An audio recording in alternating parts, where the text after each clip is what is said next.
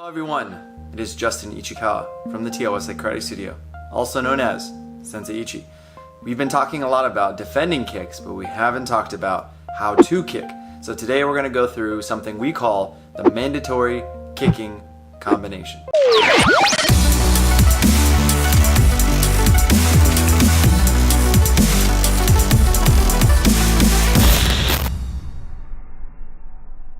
This is something that you could train at your school, you can train on your own. What makes up the mandatory kicking combination are these 6 kicks. A spinning side kick, a turning back kick, a skip up hook kick, a stepping outside crescent kick, a step turning heel or a step jump turning heel, or for black belts, an offensive jump turning heel. And then a skip up side kick followed by a jab punch at the end. With these kicks, our students get to master and really learn each of the basic kicks, intermediate kicks, as well as advanced kicks, and become better at them. So today we're gonna discuss how to make these kicks better, and then we're gonna put them into a combination. So let's get started. Here we go. All right, so the first kick we're gonna talk about is called a spinning side kick. There are different fundamentals that make up a spinning side. Kicks have 3 basic moves to them: the fold, the kick itself, and the recoil. So the fold is designed to be kind of like your scope. It's meant to aim, it's meant to focus, it's meant to prepare for whatever kick you're trying to do. A side kick will fold like a side kick, but it won't fold like a front kick. The second part of the kick could either be, in our world, a snap or a thrust. A snap is something that goes out and back really fast, and a thrust is something that stays out. So for side kicks for us, we are gonna do a thrusting side kick. The third part is called a recoil. So the recoil is meant to give us balance, and it's also meant to prepare us for the next kick. Now, if we go more in depth, we also have hip turn, and we also have ankle blade. The hip turn gives us less resistance when we hit something. It won't recoil back into us. We're able to hip thrust and push the power out into the kick. And the ankle blade is not only meant for aesthetic, it's also meant to reinforce the ankle to make it powerful. And if you use the blade of your ankle and you're able to fit it between a rib or two, it's like a chisel. It works really well. So I fold with the bottom of my foot pointed where I'm going. I'm gonna turn my hip over as I kick. I wanna add my ankle blade. As you can see, there's flat foot and there's blade of the foot. I'm gonna recoil by bringing it back in and bringing my head back over my feet. And then I put my foot back down on the ground. So the 3 particles that make up a kick: fold, kick, recoil, and down. But to make up a good side kick, you have to have a good hip turn.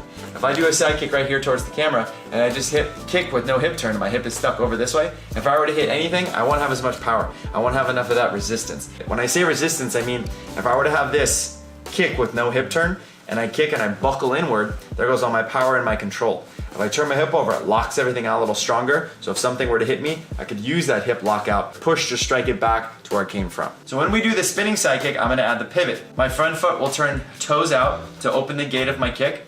I'm gonna then bring my knee across my body as the bottom of my foot points at my target. I'm gonna hip turn as I ankle blade and thrust, recoil, the knee comes in, and I'm gonna put my foot back down. Okay, that's called the spinning side kick. That's the first kick in our mandatory kicking combination. The second kick is called the turning back kick. So when we do our turning back kick, it is one of the more powerful kicks that we do have, but it is one of the more challenging kicks we have because it is a turning kick. Anytime you do a turning kick, there's gonna be what we call a blind turn. While I do my blind turn, if I do not spot my target before I kick it, I'm not giving my mind enough chance to adjust to the depth that it needs to know. If I turn my head to the side, I won't be able to see this, and my mind won't be able to adjust to that. Make sure that we're spotting the target, and then we're gonna turn. So after I did my spinning side, I pivot off my front foot, I look over my back shoulder, the ball of my foot is on the ground and my heel is up. I'm gonna be looking over at my back shoulder. I am then, from that point, almost like I'm riding a skateboard, I'm gonna take my kicking leg, slide it back up, and it will get into this kicking point. My heel is gonna kick into the target with hip turn, just like on the side kick. I then recoil it, and then I put it back down. The third kick that we have is called a skip up hook kick. When you've seen a hook kick, it's just like how it sounds. It'll have a hook. The hook is the opposite of a round kick. So my round kick is going this way out, my hook kick is gonna be kicking this way. When we do the hook kick, it'll fold pretty similar to a round kick, okay? So my round kick normally folds across the body here. I like to fold my hook kick a little more in so I can get that tuck almost like I'm doing a side kick, okay? On the hook kick, if you are sparring, okay, you're sparring with your partners in class, don't use the back of your heel for the hook kick. If you are gonna hurt somebody with a hook kick, if you're like in a street fight or something like that, and you wanna hit someone in the back of the head or in the side of the knee, use the back of the heel just like you would on a heel kick. The back of the heel is this guy right here. So I'm folding in, I'm gonna bring it out at a corner, bring it across at the corner, recoil it, and put it down.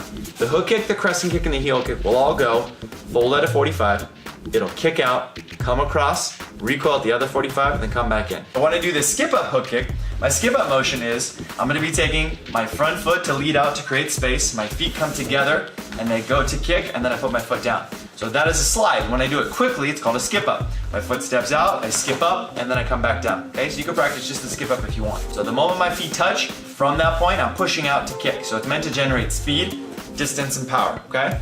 So as we do the skip up hook, I'm gonna skip up and I throw my hook kick out. The next kick we have in mandatory kicking combination is the stepping outside crescent kick. So my back leg will come across my body. I will then open it up, I'll bring it across, I'll recoil, and then I'll bring it back down. Pivot off the front foot to open the gate. I'm gonna bring the knee across my body. As I come up across the body, it folds flat-footed. I snap across, I recoil, and then I put it back down. When we do the snap across, I want you to think of it almost like you're slapping somebody across the face. So if I were to do it, I'm gonna bring it out, across, and in. Boom, and I smack it across, almost like a slap or like a hook punch. So the next kick we have, for our students, we have 3 parts. We have a step turning heel kick for the juniors and the beginners. We have a step jump turning heel kick for the blue belts and above. It's like intermediate to advanced. And then for the black belts, we have a kick called an offensive jump turning heel kick. The heel kick, I like to tell my students, it's almost like a hook kick. The only thing that's different is it's gonna open a little bit longer.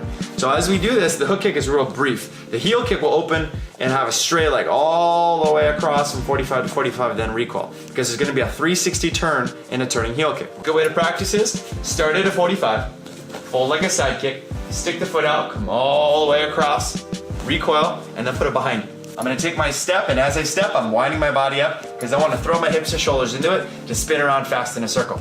In the beginning, try it slow. Take a step, bring the knee up, look over the shoulder, I open, I recoil, and I put the foot down, okay? Just like the hook kick, you can do the kick with the ball of the foot or the toe area or the back of the heel. Again, depending if you're hitting a target, a board, a person in sparring, a person in the street, it's totally your call, okay? So step, turning heel, here we go.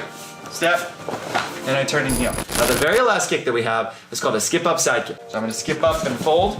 I'm gonna hip turn ankle blade, then recoil, and then put my foot down. The moment you recoil and your foot goes down, we have our hands up, we're ready to come down with a jab to the face, and we punch the body with a key up. So we're gonna come down, yeah, just like that. So that is the 6 kicks, plus the 2 hand techniques that make up the mandatory kicking combination.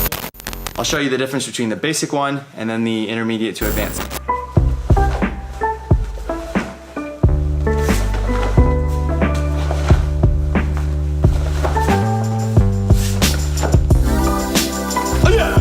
So that was the basic version. This will be the intermediate version involving the skip ups as well as the jump.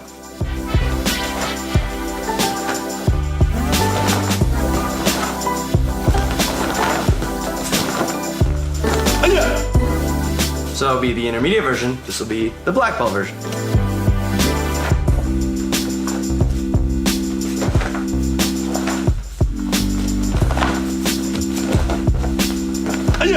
Alright, well thank you guys so much for watching. I really hope you enjoyed that video. It's just a good thing to do to warm up, practice the basics of your kicks, and also work on combinations of kicking. If you enjoy the concept of this mandatory kicking combination and you are going to use it in your school, please let me know. If you have any questions about the basics of the kicks, please leave it in the comments below.